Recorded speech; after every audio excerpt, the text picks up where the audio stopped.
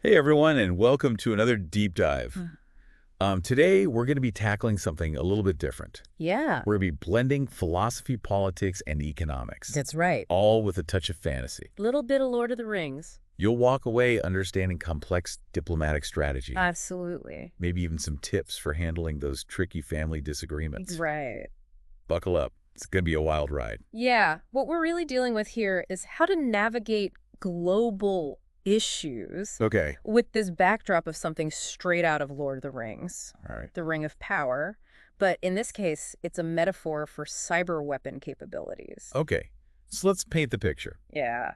Imagine both the U.S. and Russia possess cyber weapons so powerful, they're basically the One Ring. Yeah, that's right. Now, if you're not familiar with Lord of the Rings, Yeah.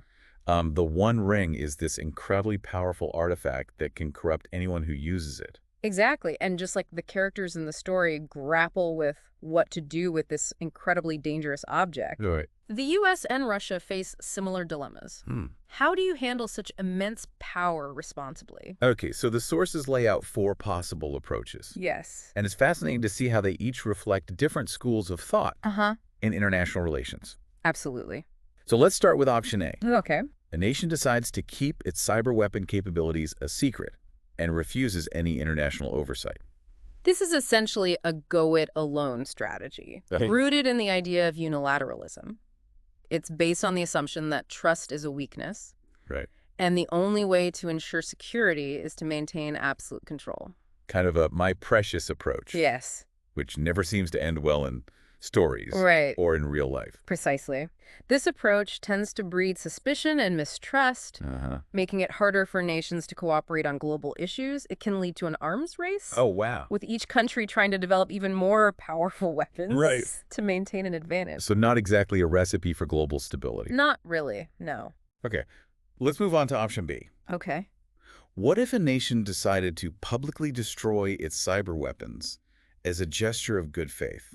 This is a radical approach, Okay. a complete disarmament of sorts. Mm. While appealing in its idealism, All right. it raises serious practical questions. Like, could any nation truly commit to giving up such a powerful tool, Right. especially in a world where cyber threats are constantly evolving? Exactly. Plus, there's the issue of verification. Oh, right. Even if a nation destroyed its known cyber weapons, how could other countries be certain that they hadn't secretly kept some hidden away? Okay, so maybe complete disarmament isn't realistic, Probably not. which brings us to option C, All right. an international cybersecurity treaty. Okay. It seems like the most logical solution, right? Get everyone to the table, Yeah. set some ground rules, and agree to play nice in the cyber sandbox. This is the multilateral approach, and Okay. it definitely has its appeal. A treaty could establish norms of behavior, create mechanisms for resolving disputes, Right. and potentially reduce the risk of cyber attacks escalating into full-blown conflict. But as history has shown, us getting nations to agree on anything, Yeah. especially when it comes to matters of national security, can be incredibly difficult. It can be very difficult, yes. There would be a lot of negotiation and compromise required. Absolutely. Each nation would have its own priorities and concerns. Right. And finding a solution that satisfies everyone would be a complex diplomatic dance. All right, and finally we have option D. Okay. A nation denies possessing any offensive cyber weapons and claims that its capabilities are purely defensive. Seems a bit sneaky, right? This strategy relies on deception and obfuscation, Okay. which can create a very dangerous climate of uncertainty. It's like saying, I'm not pointing this loaded gun at you, I just happen to be holding it for safety. Right. Not exactly reassuring. Right. While this approach might offer a temporary advantage, it undermines trust and can easily backfire. Yeah. If a nation is caught engaging in offensive cyber operations, while claiming to be purely defensive, it would severely damage its credibility and could lead to retaliation. So we've explored these four very different approaches to dealing with the cyber ring of power. Yeah, It's clear there are no easy answers here. it's very complex. Each option has its own set of risks and rewards, and the choices nations make will have profound implications Absolutely. for global security. And I think what's crucial for all of us to understand, Yeah. especially for those of you studying international relations, Right. is that this isn't just a hypothetical exercise. These are the real dilemmas facing world leaders every day. So we've seen how this plays out in a hypothetical ring scenario. Right. But let's look at a real-world leader who's mastered the art of diplomacy. Okay. Vladimir Putin. Over the past 2 decades, he's been a dominant force on the global stage. He has. And understanding his strategies is key to understanding the current geopolitical landscape. Absolutely. Putin's approach to diplomacy is fascinating because he blends hard power, military force, and economic leverage with a very keen understanding of soft power, using things like information warfare and carefully crafted narratives to influence global perceptions. Right. And it's not always about outright aggression. It's about strategic maneuvering, exploiting weaknesses, and playing the long game. Exactly. One example of this is his handling of the energy sector. Russia is a major energy supplier to Europe. And Putin has used this leverage to exert political pressure and advance Russian interests. So even something like energy exports becomes a tool in his diplomatic arsenal. Absolutely. It highlights how interconnected the world is. It really does. And how seemingly unrelated issues can be used to achieve strategic objectives. Absolutely. And it's not just about economic pressure. He's also very adept at playing on divisions within the West. Exploiting differences in opinion and using those fissures to weaken his opponents. Kind of like a chess player. Yes. Who anticipates his opponent's moves and sets traps several steps ahead. Precisely. He understands that a united front is much harder to break than a fractured one. Okay, so we've got this powerful leader masterminding geopolitical strategies on a global scale. It can feel a bit overwhelming. Like, how are we supposed to make sense of all this complexity? Well, one way to break it down is to think about diplomacy as a set of core principles that apply not just to nations, but to our everyday lives. Let's call it a diplomacy cheat sheet. A guide to navigating complex situations, whether you're dealing with world leaders or just trying to convince your family to see the movie you want. I love that idea. A practical toolkit for aspiring diplomats students. Absolutely. And anyone who's ever had to negotiate their way through a family vacation. Exactly. So principle number 1, move beyond the zero-sum game. This is the idea that any gain for one side automatically means a loss for the other. It's a win-lose mentality that often leads to conflict and stalemate. It's like those sibling rivalries. Where everything becomes a competition. Who got the bigger slice of cake? Who got to ride shotgun in the car? Exactly. It can get pretty intense. And that kind of thinking can be just as destructive in international relations. Instead, effective diplomacy requires embracing the concept of integrative bargaining. Which means what exactly? It means looking for solutions where both sides can benefit. Even if it's not a perfect 50-50 split. It's about finding those win-win scenarios where each party gets at least some of what they want. So instead of fighting over that last piece of cake, maybe you figure out a way to split it or bake another one together. Exactly. It's about shifting the focus from competition to collaboration, from me versus you to us working together to solve a problem. So that's principle number 1. Yes, Ditch the zero-sum game and embrace integrative bargaining. Yes. What's next on our diplomacy cheat sheet? Principle number 2. The importance of trust in diplomacy. Trust is the foundation of any meaningful relationship. It allows countries to negotiate in good faith, knowing that the other side will honor its commitments. Because without trust, it's just a bunch of empty promises. It is. And suspicion. It's like trying to build a house on a foundation of sand. Exactly. And building trust takes time. It requires consistency, transparency, and a willingness to follow through on your commitments. Think back to Hobbes' concept of the social contract. The idea that individuals agree to give up some freedoms in exchange for the security and order provided by a government. Exactly. But that social contract only works if there's a fundamental level of trust between the people and their government. If that trust is broken, the whole system starts to crumble. So trust is crucial. But how do you build trust in a world where everyone seems to have their own agenda? Especially in those high-stakes situations where the future of nations is at stake. That's where our third principle comes in. The power of communication. Okay. Open and honest dialogue is essential for building understanding, resolving conflicts, and ultimately fostering trust. It's like those family arguments where everyone's yelling. Yeah. And no one's listening. nothing gets resolved until people start actually talking to each other. Exactly. And that's true on a global scale as well. Okay.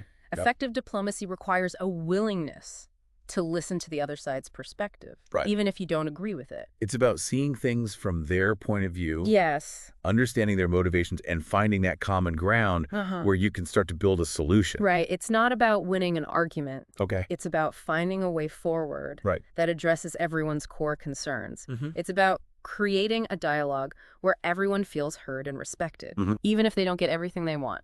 Okay, so we've covered zero-sum games. Right. Trust and communication. Yes. What else is on our diplomacy cheat sheet? Next up is understanding power dynamics. Okay. In international relations, there are different schools of thought about how power works and how it influences a nation's behavior. We've got realism, which emphasizes the pursuit of self-interest and the importance of military power. Right. Realists tend to see the world as a competitive arena where states are constantly vying for power and influence. And then there's constructivism. Yes. Which focuses on the role of ideas, norms, and identities in shaping international relations. Constructivists argue that the way we think about the world can actually change the way the world works. Okay. They believe that things like international law, shared values, and cooperation can create a more peaceful and stable international order. So realists might be more likely to advocate for a strong military and a go-it-alone approach, while constructivists might push for international treaties and cooperation. They might. It's fascinating to see how these different perspectives shape diplomatic strategies. And it's important to remember that these are just two of many different perspectives. Right. The world of diplomacy is complex and nuanced, and there's no single right answer to every challenge. Okay, so we need to understand power dynamics. We do. But how do we avoid falling into the trap of performative diplomacy? All right. Those grand gestures that look good on the surface, but don't actually solve any problems. That's a great question, and it brings us to our next principle, substance over style. Okay. Effective diplomacy is about achieving concrete results, not just putting on a good show for the cameras. It's like that student who pretends to be working hard on a group project, but isn't actually contributing anything meaningful. Exactly. And in diplomacy, those empty gestures can actually be harmful. Oh, wow. Because they create the illusion of progress while masking deeper divisions and disagreements. So it's not about flashy speeches or photo ops. It's about rolling up your sleeves and doing the hard work of negotiation compromise. Yes. And finding solutions that actually address the underlying issues. Exactly. And finally, we need to understand the role of denial and cognitive dissonance in shaping diplomatic interactions. The classic, I see nothing, I hear nothing, I know nothing approach. It's that uncomfortable feeling we get when faced with information that contradicts our deeply held beliefs. It's like that moment when you realize you've been wrong about something. Yes. But it's so ingrained in your thinking that you can't quite bring yourself to admit it. And in diplomacy, this can lead to nations ignoring evidence, downplaying threats, and clinging to narratives that justify their actions, even when those narratives are demonstrably false. We're talking serious mental gymnastics here. We are. But understanding how denial works is essential for recognizing those situations where nations might not be acting in good faith. Right. Or might be blinded by their own biases. Exactly. So there you have it, our diplomacy cheat sheet. Okay. A set of principles that can help us understand not just the world of international relations, but our own everyday interactions as well. Okay, so now that we've got this toolkit of diplomatic wisdom, I think it's time to head back to that family road trip. Okay. And see if we can help those cousins find a way out of their destination deadlock. Right. Remember, they're fighting over whether to go to the beach or the mountains. Right. And we left off with cousin A resorting to aggression, cousin B trying to compromise, but also engaging in a bit of manipulation. Yeah. And then there's the silent treatment, not exactly a recipe for a harmonious vacation. So how do we apply those diplomatic principles we just discussed to help them reach a resolution? Well, the first step is to shift away from that zero-sum mentality. Okay. Both cousins need to understand that they don't have to completely sacrifice their desires to reach an agreement. Okay. They can both have part of what they want. Right. It's not about one cousin winning and the other losing. Right. It's about finding a solution that benefits everyone. Yes. Or at least makes everyone equally mildly unhappy. Exactly. And that's where integrative bargaining comes in. Cousin B's initial suggestion of spending half the day at the park and half at the beach was a good starting point. But perhaps there's room for even more creative solutions. Ooh, like one. I'm intrigued. Maybe there's a scenic overlook near the park where they can have a picnic lunch and enjoy those stunning mountain views. Okay. Or perhaps there's a beachside restaurant with live music where they can relax in the evening after their hike. I love those ideas. It's about finding those overlapping interests. Yes. And coming up with solutions that address everyone's needs, even if it's not exactly what they initially envisioned. And this process requires open and honest communication. No more exaggerating dangers or resorting to the silent treatment. Okay. They need to actively listen to each other's concerns and try to understand where the other's coming from. It's like that old saying, seek first to understand, then to be understood. Exactly. Sage advice for diplomats and road-tripping cousins alike. And of course, building trust is essential. Right. Cousin A needs to stop with those manipulative tactics. And Cousin B needs to be willing to engage in good faith. Knowing that their voice will be heard and respected. So with a little bit of diplomatic finesse, this family road trip rumble can be transformed into a story of compromise cooperation and maybe even a newfound appreciation for each other's perspectives. And who knows, maybe they'll even discover a hidden gem along the way that they never would have found if they hadn't been willing to step outside their comfort zones and explore new possibilities.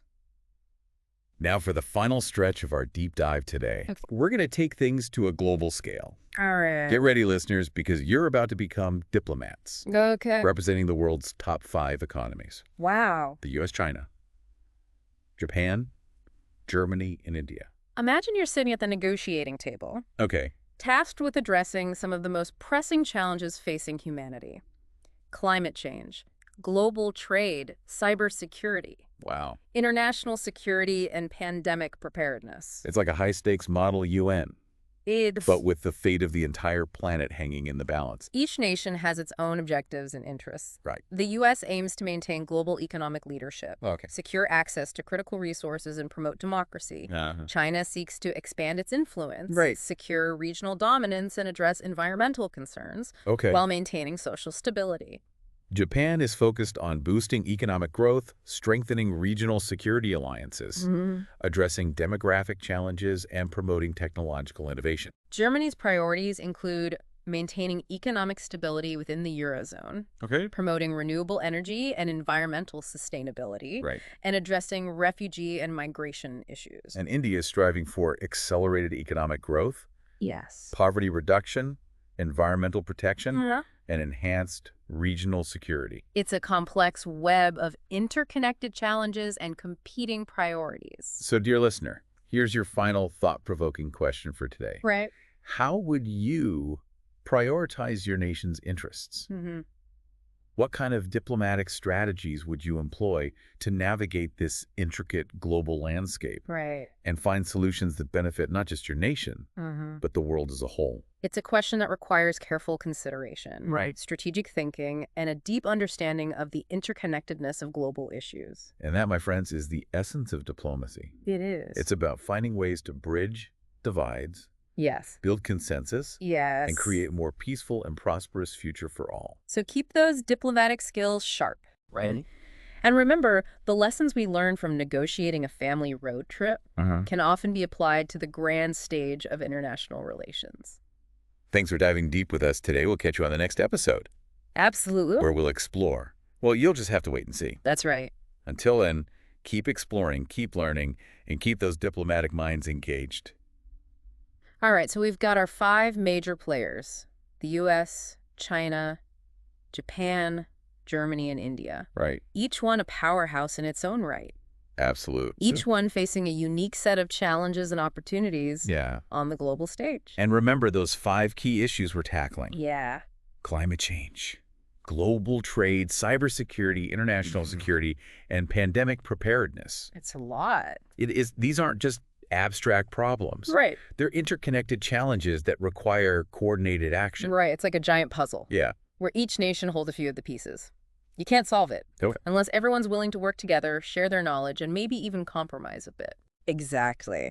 So let's start with the U.S. Maintaining global economic leadership is a top priority. But how do you do that in a world where other economies are rapidly growing and challenging the existing power structures? It's not just about being the biggest anymore. It's about being the smartest, the most adaptable, and maybe even the most cooperative. It's about finding ways to leverage strengths, build alliances, and navigate those complex global supply chains. Right. And then there's the issue of resource security. The U.S. needs access to critical resources like energy and rare earth minerals to maintain its economic and technological edge. But many of these resources are located in politically volatile regions or controlled by countries with competing interests. So it's not just about finding the resources. It's about securing them in a way that's both ethical and sustainable. It's about building partnerships, diversifying supply chains, and maybe even investing in alternative sources of energy. Exactly. And let's not forget about the U.S.'s commitment to promoting democracy around the world. But how do you balance that goal with the reality that some of your key allies are anything but democratic? It's a tough balancing act. On the one hand, you want to uphold those values you believe in. On the other hand, you also need to work with the world as it is, not as you wish it to be. It's about finding those areas where you can exert influence without being overly aggressive or dictatorial. Now let's shift our focus to China. Over the past few decades, China has experienced remarkable economic growth. They have. And has emerged as a major player on the global stage. But with that rise comes a whole new set of challenges and responsibilities. Like securing regional dominance in Asia, which is becoming an increasingly contested space with multiple powers vying for control. It is. And then there are those environmental concerns. China's rapid industrialization has come at a cost. And now they're facing issues like pollution resource depletion and the impacts of climate change. And let's not forget about maintaining social stability. China has a massive population with diverse needs and aspirations. Managing those expectations and ensuring that economic growth benefits everyone is a monumental task. It's like trying to steer a giant ship through choppy waters. You need a steady hand, a clear vision, and a crew that's willing to work together. Now let's hop over to Japan. They're facing some unique demographic challenges with an aging population and a shrinking workforce. How do you maintain economic growth and innovation in that kind of environment? It's about finding ways to increase productivity, attract skilled workers, and maybe even rethink traditional notions of work and retirement. It's about embracing automation, investing in education and training, and creating a society that's welcoming to immigrants. And then there's the issue of security alliances. Japan relies heavily on the U.S. for its defense. But as the geopolitical landscape shifts and new threats emerge, they're also exploring ways to strengthen their own military capabilities and build partnerships with other countries in the region. It's about hedging their bets, diversifying their options, and ensuring they have the flexibility to respond to whatever challenges the future may bring. Now let's head over to Europe and focus on Germany. They're the economic powerhouse of the Eurozone. But they're also grappling with some serious issues. Like maintaining economic stability within the Eurozone. It's a diverse group of countries with different economic strengths and weaknesses, and finding policies that work for everyone is a constant challenge. And then there's Germany's commitment to renewable energy and environmental sustainability. They've been a leader in this area, but the transition to a green economy is complex and expensive, and there are always trade-offs to consider. And then there's the issue of refugee and migration issues. Europe has seen an influx of refugees and migrants in recent years. And Germany has been one of the most welcoming countries. They have. But managing that influx, integrating newcomers, and addressing public concerns requires careful planning and a lot of resources. And finally, let's zoom over to India. They're a rising economic giant with a young and growing population. They are. But they're also facing some serious challenges. Like poverty reduction. Despite their economic progress, a significant portion of India's population still lives in poverty. Lifting those people out of poverty, providing them with opportunities, and ensuring that economic growth is inclusive is a top priority. And then there are those environmental challenges we talked about earlier. Right. India's facing issues like pollution, deforestation, and water scarcity. And finding ways to balance economic development with environmental protection is a constant struggle. Yeah. And let's not forget about regional security. India has a complex relationship with its neighbors, particularly Pakistan and China. Yeah. And navigating those geopolitical tensions is essential. It is. For maintaining peace and stability in the region. So there you have it, a whirlwind tour. It was. Of the diplomatic challenges facing 5 of the world's most powerful nations. We've thrown a lot of information at you today. We have. But hopefully you're starting to see just how complex and interconnected the world really is. It really is. And more importantly, yes, we hope you're inspired to think critically about these issues. Absolutely. To challenge assumptions and to engage in constructive dialogue about how we can create a better future for all. Remember, the choices these nations make will have a ripple effect across the globe, impacting everything from the environment to the economy to the very fabric of our societies. So as you continue your studies, Yeah. as you engage in debates, and as you make decisions in your own lives, we encourage you to keep these diplomatic principles in mind. Think about the zero-sum game, the importance of trust, the power of communication, the complexities of power dynamics, the need for substance over style, and the dangers of denial. It's a lot to think about. It is, but these are tools that can help you navigate not just the world of international relations, but any situation where you're trying to find common ground, build relationships, and create positive change. Thanks for joining us on this deep dive into diplomacy and geopolitics. Absolutely. We'll see you next time for another fascinating exploration We will. of the forces shaping our world.